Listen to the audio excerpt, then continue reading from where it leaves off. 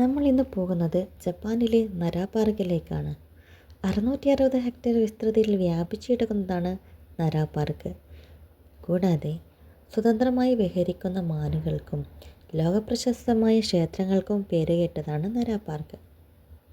ഇവിടെ മാനുകൾക്ക് ഭക്ഷണം നൽകുന്നത് തന്നെ ഒരു ആകർഷകരമായ ഒന്നാണ്. ഇതിനായി പ്രത്യേകതരം ബിസ്ക്കറ്റുകൾ പാർക്കിന് ചുറ്റുമുള്ള കടകളിൽ വിൽക്കപ്പെടുന്നതാണ്. ഇതാണ് തൊതാജി ഗേറ്റ്. ഇതിനെ ദക്ഷിണ മഹാകവാടം എന്നും അറിയപ്പെടുന്നു. ഇത് നിർമ്മിച്ചിരിക്കുന്നത് ദൈബുട്സു സ്റ്റൈലിൽ ആണ്. ഇതൊരു ചൈനീസ് മാതൃകയാണ്. ഇതിന് 3 വാതിലുകൾ ഉണ്ട്.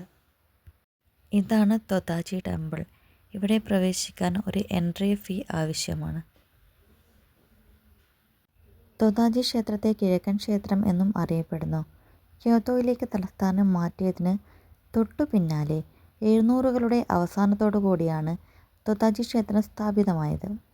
യുനെസ്കോയുടെ ലോക പൈതൃക സ്ഥലങ്ങളിൽ ഒന്നാണ് തൊതാജി ടെമ്പിൾ.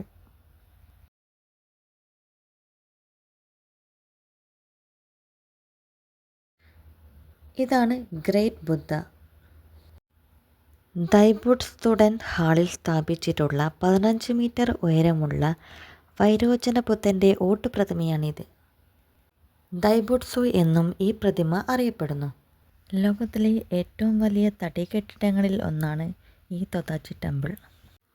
മഹാബുദ്ധൻ്റെ ഇരുവശത്തായി 2 ബുദ്ധപ്രതിമകൾ കൂടി കാണാൻ സാധിക്കും.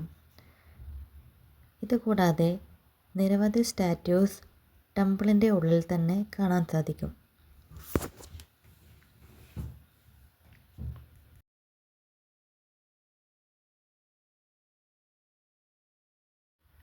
ടെമ്പിളിൻ്റെ അകത്തായി ജപ്പാനിലെ ക്ഷേത്രങ്ങളുടെ ഒരു മിനിയേച്ചർ വേർഷൻ കാണാൻ സാധിക്കും.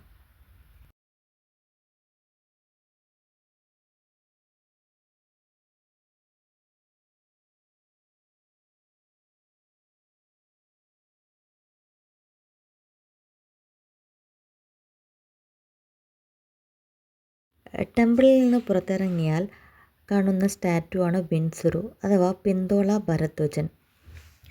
ബുദ്ധൻ്റെ ആദ്യകാല ശിഷ്യന്മാരിൽ ഒരാളായിരുന്നു. തൻ്റെ ശക്തമായ പ്രസംഗത്തിലൂടെയും രോഗശാന്തി നൽകുവാനുള്ള കഴിവിലൂടെയും അദ്ദേഹം അറിയപ്പെടുന്നു. രോഗശാന്തി തേടുന്ന ഭക്തർ തങ്ങളുടെ രോഗമുള്ള ശരീരഭാഗത്തിന് സമാനമായ ഇടങ്ങളിൽ ഈ പ്രതിമ സ്പർശിക്കുന്നത് തങ്ങളുടെ രോഗാവസ്ഥ ഭേദമാകാൻ സഹായിക്കുന്നുവെന്ന് വിശ്വസിക്കുന്നു. ഇതാണ് തൊതാജിയിലെ അശോകസ്തംഭം. ഇത് യഥാർത്ഥ അശോകസ്തംഭം അല്ല, എന്നാൽ അതിൻ്റെ സിംഹമുദ്രയുടെ ഒരു മാതൃകയായിട്ട് അവിടെ സ്ഥാപിച്ചിട്ടുണ്ട്. ഇത് ഇന്ത്യയിലെയും ജപ്പാനിലെയും ബുദ്ധമതങ്ങൾ തമ്മിലുള്ള ബന്ധത്തിൻ്റെ പ്രതീകമാണ്.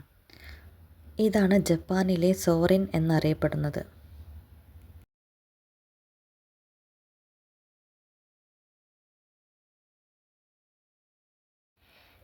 ഈ ടെമ്പിളിൻ്റെ തൊട്ടടുത്തായി വേറൊരു ടെമ്പിൾ കൂടി കാണാൻ സാധിക്കും. ഈ പടവുകൾ കയറി വേണം ആ ടെമ്പിളിൽ എത്തിച്ചേരാൻ. ഇതാണ് ആ ടെമ്പിൾ. ഈ ഒരു ടെമ്പിളിലേക്കും എൻട്രി ചെയ്യാൻ എൻട്രി ഫീ ആവശ്യമാണ്.